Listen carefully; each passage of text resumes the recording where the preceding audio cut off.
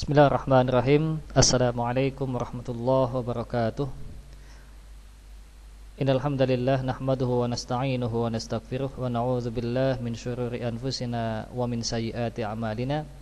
Man yahdihillahu fala mudilla lahu wa man yudlil falan tajida lahu waliyan mursyida. Ayyuhal ikhwah, teman-temanku semuanya, insyaallah hari ini kita akan belajar sedikit tentang dasar dari kaidah bahasa Arab,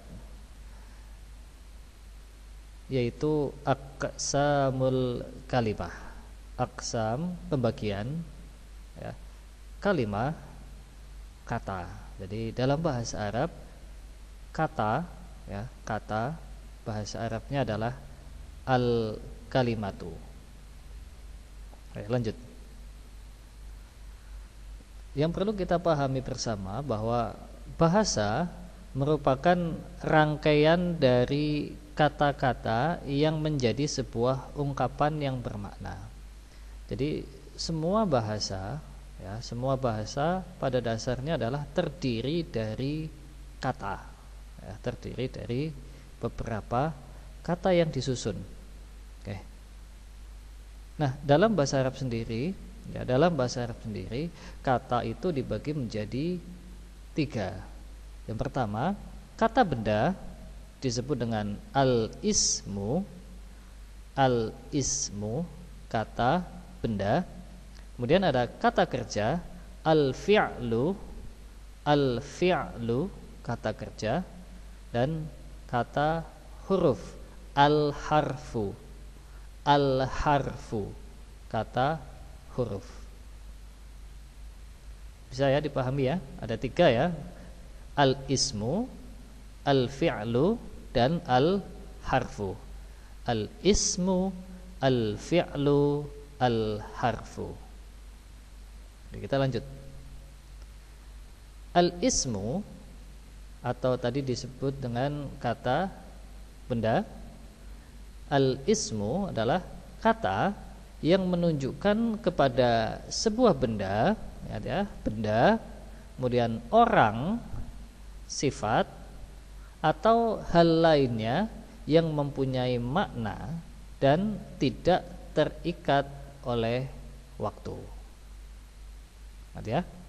Al-ismu atau kata benda adalah kata yang menunjukkan kepada benda, orang, sifat, atau bisa juga nama tempat atau hal lainnya yang mempunyai makna dan tidak terikat oleh waktu.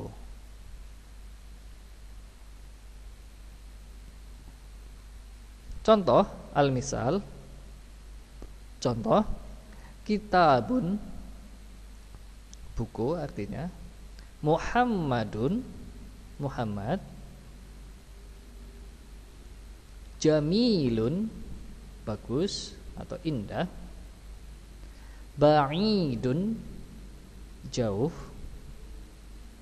Jadi kita bisa mengidentifikasi semua benda yang ada di sekitar kita itu masuk ke dalam al-ismu. Atau nama-nama dari kita, nama teman kita, nama saudara kita, nama sahabat kita, ya. Entah itu Muhammad, Ahmad, Umar, Zaid, dan lain sebagainya, itu juga masuk ke dalam golongan al-ismu. Kemudian nama-nama sifat juga, ya, sifat-sifat seperti jamilun, ya, ba'idun, hasanun, kabirun. Nah, itu masuk ke dalam golongan al-ismu juga. Bisa dimengerti ya? Astamir. Kemudian yang kedua adalah al-fi'lu. Al-fi'lu atau kata kerja. Al-fi'lu mempunyai arti adalah kata yang mempunyai arti tindakan, aktivitas, dan itu terikat dengan waktu. Jadi semua tindakan kita, semua aktivitas kita, apa yang kita lakukan itu masuk ke dalam golongan al-fi'lu. Seperti duduk, tidur, makan, belajar, membaca, berbicara, menulis, Nah, itu masuknya ke dalam al-fi'lu. Al-fi'lu, kata kerja. Contoh, kataba sudah menulis, yaktubu sedang menulis, jalasa sudah duduk, yajlisu sedang duduk. Bisa dimengerti ya? Nah, contoh itu contohnya ada kataba, yaktubu, jalasa, yajlisu. Untuk contoh yang lain kalian bisa cari di kamus. Oke, yang terakhir al-harfu. Al-harfu atau kata huruf. Kata huruf ya adalah kata yang tidak bisa berdiri sendiri. Ada kata yang tidak bisa berdiri sendiri. Jadi dia harus punya teman ya untuk bisa dipahami. Atau kalau dalam bahasa Indonesia seperti contoh kata sambung atau kata depan atau kata yang lainnya ya.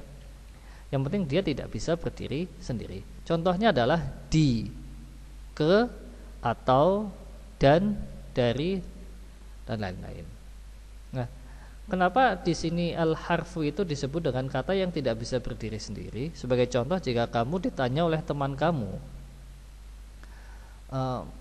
Ahmad, mau kemana kamu? Kemudian kamu jawabnya ke. Kan yang nanya jadi bingung.